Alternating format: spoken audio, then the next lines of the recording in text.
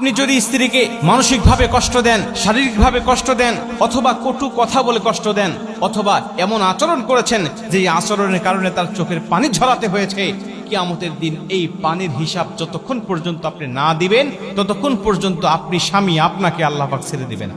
আল্লাহ পাক আপনার জন্য জান্নাত বা জাহান্নাম এগুলোর ফয়সালা আগেই দিবে না। আল্লাহ হিসাব দিবে, বলো কেন তুমি আমার বান্দিকে দুনিয়ার জমিনে কষ্টের মধ্যে দিয়েছো, বিভিন্নভাবে নির্যাতন করেছো, অত্যাচারের স্টিমরোলার চালিয়েছো, বলো। মনে করবেন না আপনার স্ত্রী বলে আপনি যা ইচ্ছা তাই করবেন, যেমন ইচ্ছা তেমনি ব্যবহার করবেন, যেমন ইচ্ছা তেমনি গালাগালি করবেন। বিষয়টা এমন নয়, বরং আপনার স্ত্রী হওয়ার আগে সে একজন আল্লাহ পাকের বান্দি, সে আল্লাহ পাকের বান্দি। আপনি আল্লাহর বান্দির সাথে খারাপ ব্যবহার করেছেন, অতএব আল্লাহ পাক ছেড়ে দিবেন না। আল্লাহ অবশ্যই কিয়ামতের ময়দানে আপনাকে আসামির কাঠগড়ায় দাঁড় করাবেন আর বলবেন কেন এটা করেছো বলো।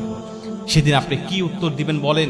যদি আপনি সঠিক উত্তরটা দিতে পারেন তাইলে তো বেঁচে গেলেন, আর যদি সেরকম উত্তর দেওয়ার মতো আপনার হাতে কোনো কিছু না থাকে তাহলে আপনার স্ত্রীর কাছে আল্লাহ পাক বলবেন, বলো তোমার স্বামী এই অন্যায়টা করেছে, তুমি তাকে ক্ষমা করবে কিনা বলো।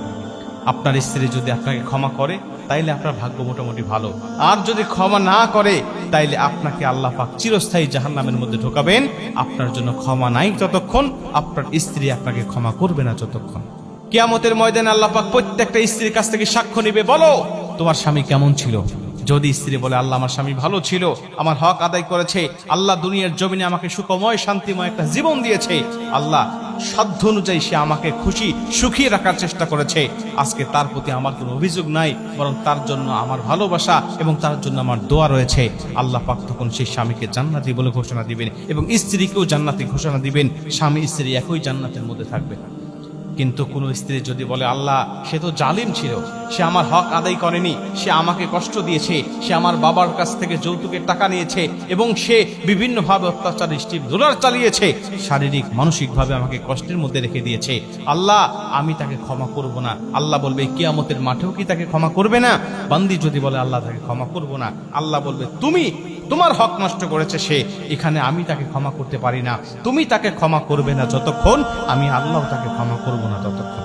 মুসলমান ভাইরা আমার, কিয়ামতের ময়দানে আল্লাহ পাক তার বান্দাদেরকে কঠিন এই বিচারের ময়দানে এভাবে তাদেরকে ঠেকিয়ে রাখবেন, যতক্ষণ পর্যন্ত তার স্ত্রীরা তাকে ক্ষমা করবে না ততক্ষণ পর্যন্ত আল্লাহ পাক তাদেরকে কিয়ামতের ময়দানে দাঁড় করিয়ে রাখবেন। যদি ক্ষমা করে দেয় তাইলে আল্লাহ পাক তাকে ছেড়ে দিবেন, তার জন্য জান্নাতের ফয়সালা হবে। কিন্তু যদি ক্ষমা না হয় তার জন্য চিরস্থায়ী জাহান্নামের ব্যবস্থা হবে। এজন্য বান্দাদের হক আদায় করবেন, স্ত্রীর হক আদায় করবেন। দুনিয়ার কোনো মানুষের কাছে আপনি ঋণী থাকবেন না, তাদেরকে আপনি কষ্ট দিবেন না, তারা যেন সবাই আপনাকে ক্ষমা করে দেয়, এমন জীবন আপনি দুনিয়ার জমিনে গঠন করবেন। তাইলে দুনিয়াতেও সুখময় শান্তিময় জীবন পাবেন এবং পরকালেও আপনাকে আটকানোর মতো আর কিচ্ছু থাকবে না। আপনার আমল দিয়ে আপনি জান্নাতে চলে যাবেন।